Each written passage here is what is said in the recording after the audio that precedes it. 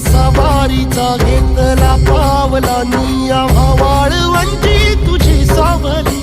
गळा भेट घेण्या भीमेची निघाली तुझ्या नाम घोषात इंद्रायणी